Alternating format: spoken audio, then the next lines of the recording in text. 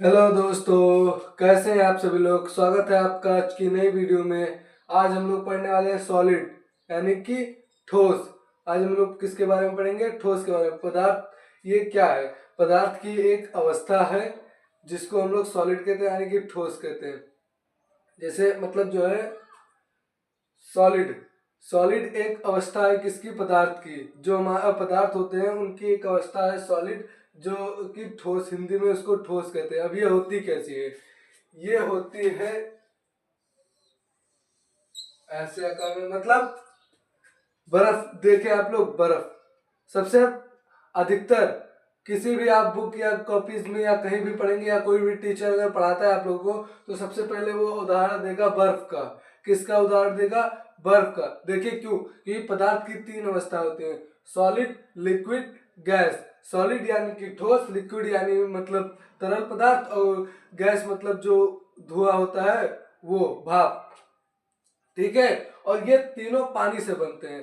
पहले पानी को अगर फ्रिज में रखेंगे तो वो बर्फ बनेगा। फिर बर्फ को अगर हम जो है उस पर गैस पर रखेंगे तो वो लिक्विड फॉर्म में आ जाएगा। फिर और गर्म करेंगे तो वो भाप में उड़ जाएगा। तो इसीलिए सबसे पहले सभी, कोई भी टीचर और कोई भी अगर मतलब जो है किसी भी बुक में आप पढ़ेंगे तो सबसे पहला उदाहरण होता है बर्फ। क्यों होता है? मैंने आपको अभी बताया कि इसी कारणवश होता है। ठीक है।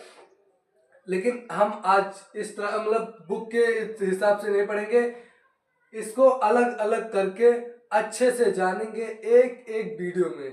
ठीक है। तो सॉलिड क्या है हम लोग आज पढ़ते हैं सॉलिड। देखिए सॉलिड, सॉलिड का पहले तो मैं बता दूं, सॉलिड के जो मॉलिक्यूल्स होते हैं यानी कि कण। अब आप पूछेंगे कि सर ये कण क्या होते हैं, मतलब जो परमाणु होते हैं, कण।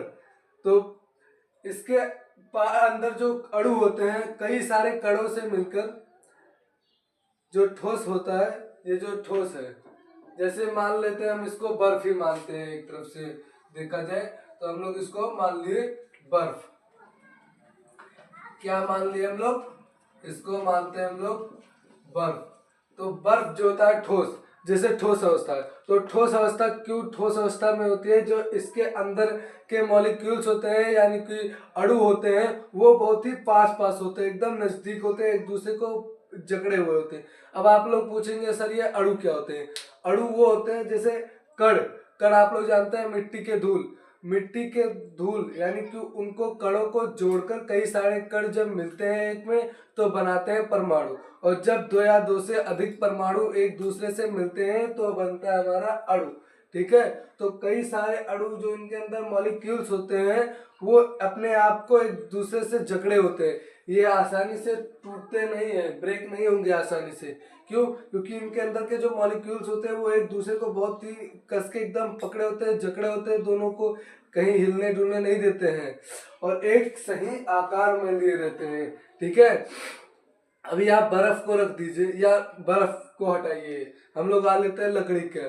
लकड़ी को भी आप जैसे एक बोटा है, उसको इतना सा इतना बड़ा काट लीजिए। ठीक है। तो उसको अगर काटेंगे आप तो उतना बड़ा सीधा सीधा आके निकल के आ जाएगा। क्यों आ जाएगा? क्योंकि वहां से काट रहे, बाकी उसके इधर के जो मॉलिक्यूल्स है सिर्फ उतनी दूरी के। अगर हाँ एक बात और, अगर आप जैसे लकड़ी को काट रहे हैं तो उसमें आपको मेहनत बहुत लगेगा, बहुत मेहनत लगेगा उसको काटने में। ठीक है। क्यों? क्योंकि उसके अंदर के जो मॉलिक्यूल्स होते हैं, अणु होते हैं, वो एक दूसरे को एकदम जकड़े होते हैं, जल्दी छोड़ते नहीं है। लेकिन अब आप उससे ज्यादा शक्तिशाली वस्तु से काट रहे हैं उनको, तो कैसे नहीं छोड़ेंगे? छोड़ेंगे, बिल्कुल छोड़ेंगे। तो इसीलिए होता है, वो एक दूसरे को कड़े होते हैं, इसी वजह से ये ठोस होता है। ठीक है। ठोस क्यों होता है आप लोगों को समझ में आ गया कि सर ठोस इसलिए होता है क्योंकि इसके अंदर के जो अणु होते हैं वो एक दूसरे को जकड़े होते हैं। अब अणु क्या होते हैं? कई सारे कण से मिलकर, मिट्टी के कण से मिलकर बनता है परमाणु, और परमाणु से मिलकर बनता है अणु। ठीक है। अब ये मत समझना किसी मिट्टी से ही अणु बनता है, नहीं, पदार्थों से बनता है। जैसे लोहा जो हुआ, आयरन, लोहा, और ये प्लास्टिक, स्टील, इन सब से मिलकर भी बनता है। इन्हें आप देख नहीं सकते हैं आसानी से। ठीक है। ये ऐसे छोटे छोटे छोटे, ऐसे छोटे छोटे होंगे, ऐसे छोटे छोटे, ऐसे एक दूसरे को ऐसे झगड़े होंगे, ऐसे ऐसे ऐसे ऐसे झगड़े रहेंगे पूरे, ऐसे इसमें भरे रहेंगे, ऐसे इसमें ऐसे भरे रहेंगे। मैं करके दिखाई दे रहा हूँ आपको।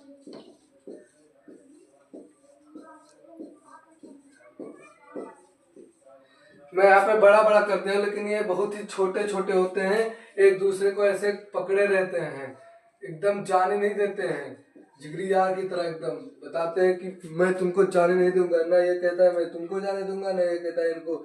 लेकिन जब अभी नीचे से ऐसे मान लीजिए ये बर्फ है, इसको किसी बर्तन में उठा के रख दिया गया, फिर नीचे से भी भाप मतलब जो है आग जलाएंगे, ये जलने लगेगा, कहेगा छोड़ो यार भागने दो। किसी को भी अगर आप चोट पहुंचाएंगे तो वो दोस्ती निभाएगा या अपनी जान बचाएगा, दोस्ती नहीं निभाएगा। बहुत रियर केस में ऐसे होते हैं जो मतलब दोस्ती निभाते हैं, वरना सब लोग अपनी जान ही बचाते हैं। तो सबसे पहले छोड़ के सब भागने लगेंगे, इसीलिए ये लिक्विड फॉर्म में आता है। तो अभी हम लोग सिर्फ सॉलिड पढ़ रहे हैं, तो सॉलिड के बारे में जानेंगे, ठीक है। तो उम्मीद है आपको इतना तो समझ में आ गया होगा। अब मैं आगे बताता हूँ। देखिए इनके 2 इफेक्ट होते हैं, इनका शेप और साइज देखते हैं सिर्फ, ठीक है। सॉलिड लिक्विड गैस में सिर्फ शेप और साइज देखते हैं। तो जो सॉलिड होता है इसका शेप और साइज दोनों निश्चित होता है, यानी कि आकार और आयतन। आयतन मतलब कितना ये भार है, कितना भारी है, कितने जगह में रखा है, उसको आयतन कहेंगे। और शेप किस शेप में है, ठीक है, तो इसको कहते हैं हम लोग शेप। सॉलिड जो होता है इसका शेप और साइज यानी कि आकार और आयतन निश्चित होता है। और ये मतलब जो है होता क्या है, ये पदार्थ की एक अवस्था है, ठीक है, जिसको हम लोग सॉलिड नाम से जानते हैं। इसका सबसे जो है महत्वपूर्ण उदाहरण है बर्फ, ठीक है। बर्फ क्यों लिया गया उदाहरण, बर्फ इसलिए लिया गया क्योंकि ये तीनों अवस्थाओं में आता है पदार्थ के, सॉलिड लिक्विड गैस में, तीनों में आता है। लेकिन अभी सिर्फ बर्फ नहीं, लकड़ी, लोहा, स्टील, प्लास्टिक, आप जो भी ठोस अवस्था में आपके पास दिख रही है, आपके आसपास में जो भी ठोस अवस्था में है वो सॉलिड है, ठीक है। पदार्थ की अवस्था है, जैसे कुर्सी हुआ ये भी ठोस अवस्था में है, फोन हमारा हुआ ये भी ठोस अवस्था में है, ये हमारा मार्कर ये भी ठोस अवस्था में है, ये जो बोर्ड है ये भी ठोस अवस्था में है। अब ये है तो नहीं कि ये बर्फ ही है, या ये जो है लोहा है, ये प्लास्टिक है, ये देखिए लकड़ी है, ये फ्रेम हुआ ये भी प्लास्टिक है। लेकिन ठोस अवस्था में ना ऐसे दबाइए क्या, क्योंकि इसके अंदर के जो मॉलिक्यूल्स हैं, इसके अंदर के अणु हैं, एक दूसरे को पकड़े हैं, जल्दी से छोड़ते नहीं है, ठीक है। तो उम्मीद है आपको ये वीडियो पसंद आई होगी। मिलते हैं अगली वीडियो में।